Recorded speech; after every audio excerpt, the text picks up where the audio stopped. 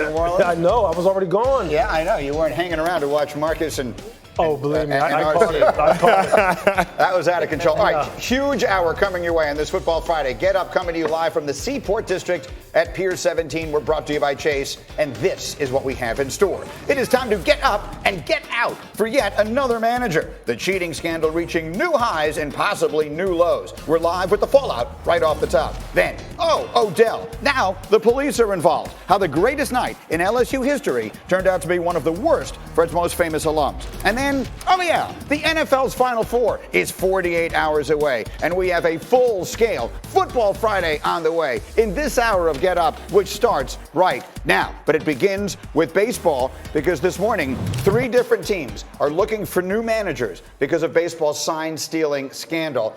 And we're going to have Buster Olney with us at some point relatively soon to break that down. I'm being told that we have lost Buster, so we will get back to that afterwards. Let us start then with the latest with Odell Beckham. Yeah, let's do it. New Orleans police have now issued an arrest warrant for Odell Beckham Jr. on a complaint of simple battery. Video, you see it here, surfaced this week showing Beckham slapping the buttocks of a Superdome security guard in the LSU locker room after the Tigers' national championship victory over Clemson on Monday. And now we welcome Jay Will into the conversation, too. Of course, Acho and Lewis there. And Lewis, you've been a guy that has defended Odell at times in the past.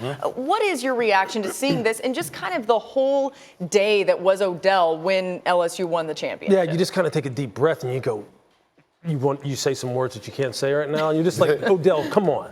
I mean, seriously. See, this is where now the conversation goes from a rather benign act of immaturity. Obviously, someone who was enjoying himself and having a good time. It's my school. They won a national championship. You know, I'm a guy who has a lot of money. I just want to enjoy the moment to where now you kind of like walked up to a line. Maybe you crossed the line. Now and now we're taking it and we're absolutely just exploding it all over the place. And it's national news now. And that's the kind of thing that if you were in a position to really be close to Odell and influence him, that's the message you'd be wanting to get across. This is not, you're not doing anything here that's catastrophic, but do you understand how now the narrative is just going to multiply again about you? And that's just what you don't want. Yeah. We talked about this a little earlier this morning. We've not yet had an opportunity for Jay Will to chime in. I know you had some thoughts. I'd love to hear them. Well, first off, I have 2 thoughts. Number one, it seems like Odell takes his business very personally and first class when it comes to training. But when it comes to himself as a business, it doesn't seem like he takes himself as a business seriously when I step foot outside my home, Greeny, I'm not even on the level that he is. I think about myself as a business. Any of my reactions or actions can be dictated or could be shown in the public and could hurt my overall business. Number 2, I know it was in the confines of the locker room. I know it's not a big deal. I know they won a championship. Everybody's having fun. But I also don't want this to be a scenario in which young black men watch this and say, it's okay to fool around with authoritative figures. It's okay for me to put my hands on somebody, to joke around, because for somebody else who's not Odell Beckham, who just gets a hit on the wrist, who gets a fine, he can pay a fine, it could end up being a bigger scenario. I mean, it could be a bigger scenario. But come on, Jay, like the operative words you said were it was in a locker room. Now, I'm not going to sit here and utter the verbiage such as locker room banter, which has a negative connotation for other reasons, but you've been in the locker room. Yes. Lewis, you've been in the locker room. Like, if we want to punish people, if we want to hold the societal standard that exists in a locker room to the societal standard that exists outside a locker room, it's totally different. You're wrong, my brother. You're wrong. If there's a security officer or a police officer in the locker room, then the confines of the locker room change. If the locker room is just with the players and the coach, that's a different type of locker room. Then when other people, media are involved, you have to act differently. Yeah, I understand. But when you have the officers that are in the locker room. Now, I don't know if it's a team officer or whatnot. I don't know the details behind that. But you have certain team officials that are in the locker room that treat you differently than a regular officer outside of a locker room would treat you. You know that firsthand. It's not the same. And you just brought up an interesting point that I would make, that I would change the topic a little bit here when it comes to Odell. But here are the things that Odell Beckham Jr. has made me look up this season. Was it a police officer or a security guard? What might the NCAA do about the money they've given to him? What kind of watch actually is that, and who wears it? What were the cleats that he was wearing, and what do they mean? None of these have anything to do with the reason that Odell Beckham is a legendary football player. So my point is, at some point, it's you.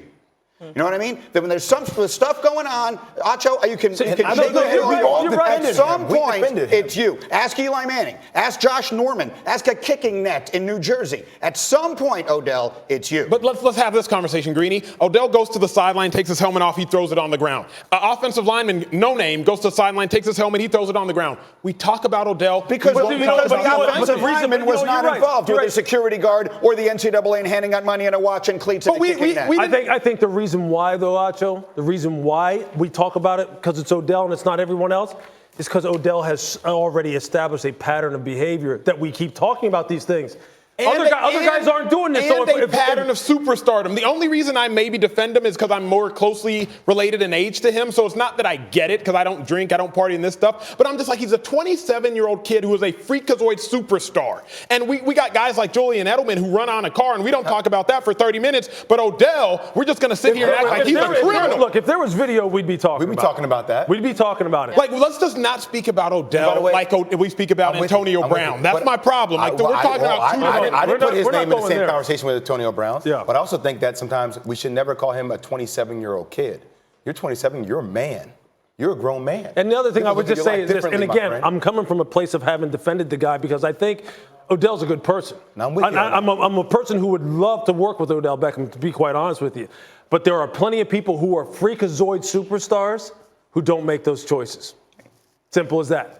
He's the exception. He's not the rule. There were plenty of other LSU alumni who were in there partying and having a good time. Correct. They didn't do that. Right. It's a choice. And he needs to make better ones. So we don't have this conversation and have Greeny sitting there going, can we talk about football? Exactly. I wasn't saying talk about football. Let's talk about Patrick Mahomes. Absolutely. Let's talk about your favorite guy. Who makes some pretty good choices. Yes, he does. He makes good decisions on and off the field. He's coming off a 5-touchdown game against Houston, and he's now looking to become the 5th youngest quarterback to start in the Super Bowl if he should win on Sunday. He's had to get through Derrick Henry, though, and that has not been easy for anybody of late. Henry has put up historic numbers. He became the first player to record 175 rushing yards in back-to-back playoff games in NFL history, and he's looking for more. But ESPN's analytics, our football power index, love Kansas City. The Chiefs are a sizable favorite. Mahomes' squad has a 75% chance to beat Tennessee, according to our analytics. But someone made a very interesting point in the meeting this morning, and we have so many things going on, I'm trying to remember who it was. Oh, it was you. Dan. That maybe Derrick Henry, all of the narrative that in order to stop the Titans, you have to load up and stop Derrick Henry, that maybe people are looking at that exactly wrong.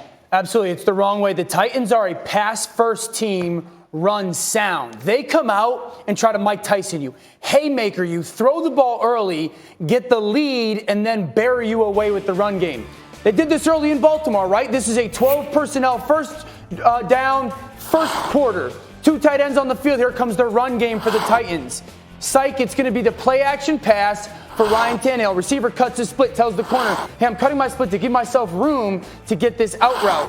Well, you're going to have a crosser from the top and then a double move post at the bottom of the screen. 2 safeties. Earl Thomas at the bottom is going to roll down, and the safety from the top has to get back to the middle of the field. Now, that's safety going back to the middle of the field. If he goes back, well, Tannehill's just going to take that early crosser. And if he comes up or pays attention to the run at all, the double move post down the middle of the field is the throw. Here goes Tannehill with the play action pass. And that safety bites up just a little bit, just enough on that run. In the NFL, the saying is if he's even, he's leaving. Ball gets launched up early for a touchdown. The Titans are a pass-first team early on. And let me hammer point the home. In the playoffs, Ryan Tannehill in the first half, he's 8 of 9 for 102 yards and a touchdown. He has 0 yards passing the ball on play-action pass in the second halves. Derrick Henry has 25 carries in the first half for 160 yards. He has 40 in the second half for 215 yards, and 140 of them are after contact. They go into Baltimore. They're up 14-0. Derrick Henry had 25 yards. This is a pass-first team. They set up the run with the pass. You got to not let them get the lead. Look, they're very smart about how they take their shots, too. Remember, that clip right there just came off of stopping Lamar Jackson on 4th and 1, plus 50, plus territory, take a shot. That's the oldest rule in the book. You should know what's coming, number one. And number two, they executed at a high level. Why? Because no matter what people think about Ryan Tannehill from the past, if you look at advanced metrics this year, He's number 1 in the NFL as far as completion percentage, above expected completion percentage. He's been tearing it up all year long. Why wouldn't they throw the football? Everybody knows, throw to get the lead, run to maintain it. They do it as well as anyone. So either way, though, you're going to have to try to limit Derrick Henry a little bit. You've taught us some of what he does so well. What do you try and do defensively to stop him in any way? Derrick Henry, I think you have to load up. I mean, you have to try to slow him down, but then also a little bit, like you said, that play action passing game is so good. And what Ryan Tannehill has been doing really well is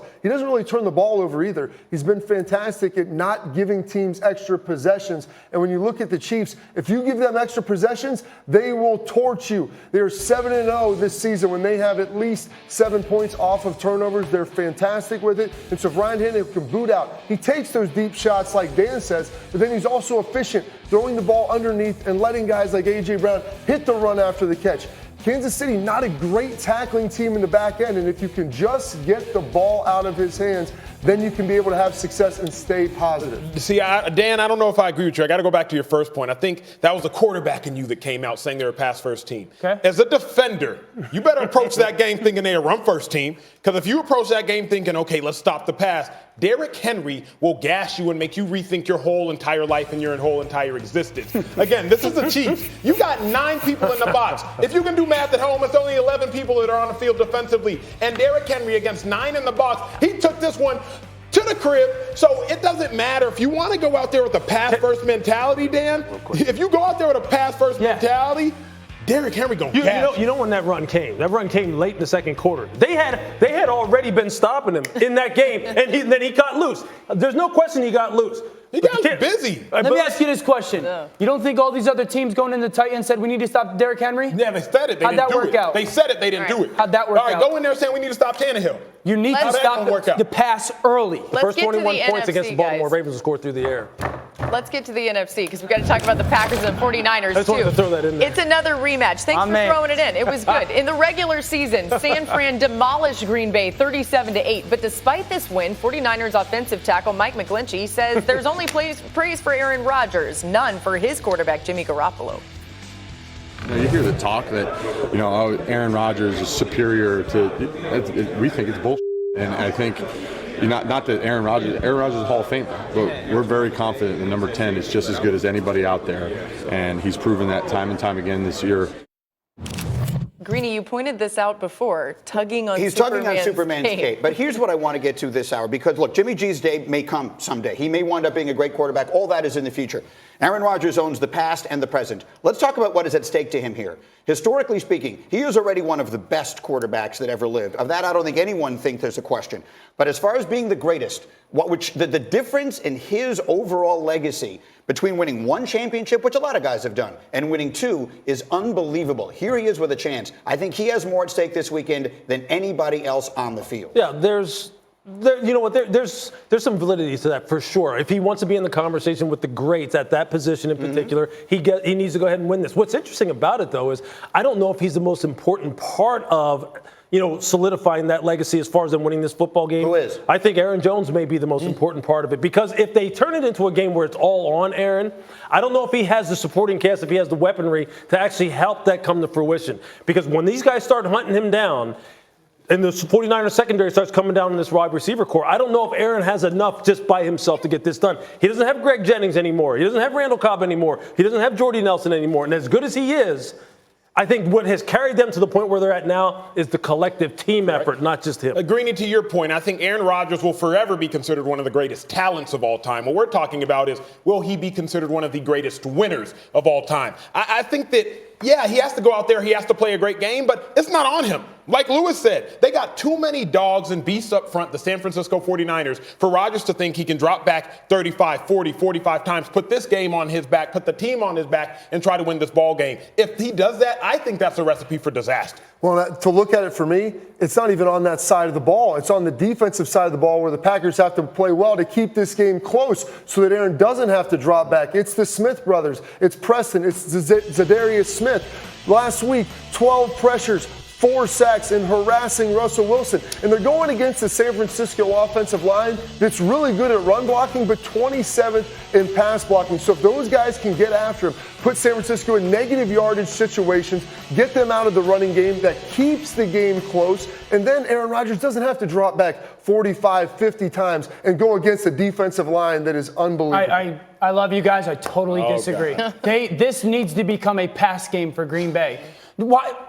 You're going to play to the San Francisco 49ers strength. Their only goal is to get you into 3rd and 5. If they get you into 3rd and 5, don't even go on the trip. The game is over. They have to be aggressive throwing the football. They got to go 1st down, 2nd down, 3rd down. Take that 1st down. Take that 3rd down pass game, bring it over to 1st and 2nd down and go Aaron Rodgers. We're going to throw the ball 45 times. It's on you as a quarterback. Get the ball to your hands to the right people and get us our completion. How in the world do you anticipate they can do that? Well, like they have, you said they're when playing San Francisco on 1st strengths? and 2nd down, what are they going to line up in more often than not? It depends on what you come out of. They're going to play their single high, cover 3.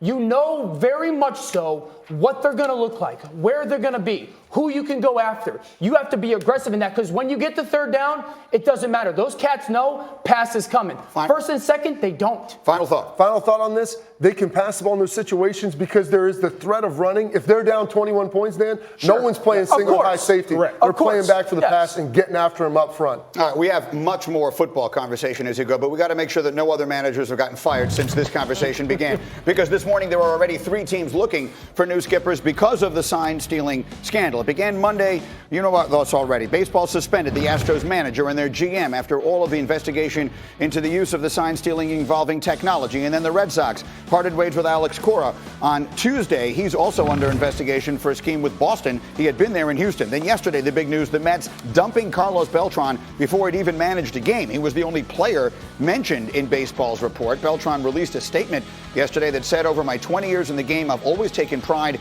in being a leader and doing things the right way. In this situation, I failed. As a veteran player on the team, I should have recognized the severity of the issue and truly regret the actions that were taken. And we do have our baseball insider extraordinaire, Buster Olney, ready to go. Buster, I have a million questions, so let's be as quick as we can. Why ultimately did the Mets decide they had to make this move yesterday?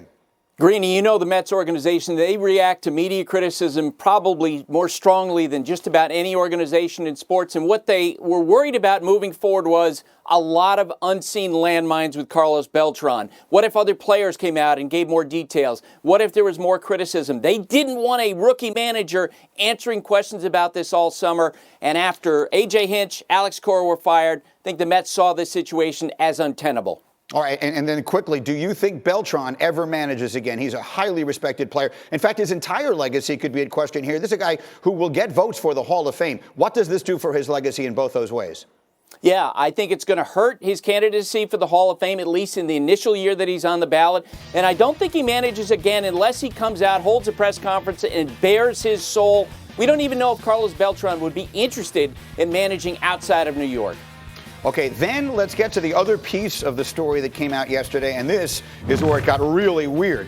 Baseball has said that they found no evidence during their investigation of the Astros to substantiate the claims that the teams used wearable electronic devices to alert them of certain pitches. This came because, in large part of that clip right there, that's Jose Altuve walking off the 2019 ALCS and telling all of his teammates, whatever you do, don't pull off my jersey. He was actually asked about it on the field right after this, and he said it's because he's shy and his wife got mad at him last time that his shirt came off on the field. He released a statement through his agent, Scott Boras, yesterday saying, I've never worn an electronic device in my performance as a major league player. Buster, you are as plugged in as absolutely anybody. How are people around baseball responding to this? With continued paranoia, which has been absolutely thick in the sport over the last 3 years. Look, there's going to be all kinds of theories. There's going to be concern about this, and there are going to be questions moving forward whether or not the Astros are still cheating in 2019. And Greeny, there is so much anger. You remember what happened when Alex Rodriguez returned to the game after his suspension and Ryan Dempster hit him on purpose in a game. I think the Houston Astros are looking at a summer ahead of a lot of retribution coming from opposing pitchers. We saw that all play out on social media yesterday with players with other teams talking about the Astros and what they did wrong. If there is evidence that surfaces that Altuve or other players were wearing some sort of electronic devices, how do you think baseball will respond? I think they would have to respond strongly because remember, they've already talked with a lot of these players, effectively with some immunity saying, look, tell us what happened. And as long as that's okay, you're not going to face a penalty. Well, if Major League Baseball were to dive back into it and found that the players lied, they would have to handle it differently. And yes, I assume the players would be subject to discipline.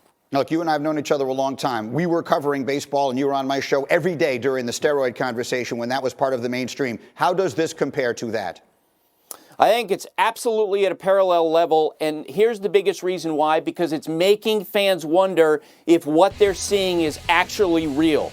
They're wondering, was the fix in effectively for the Houston Astros when they won the World Series in 2017, when the Red Sox won the World Series in 2018? It's incredibly damaging for the sport. No question about it. Buster, that's extremely well done. Thank you. We will check in with you at the beginning of next week, because this, as you point out, I think is a story that is not going away.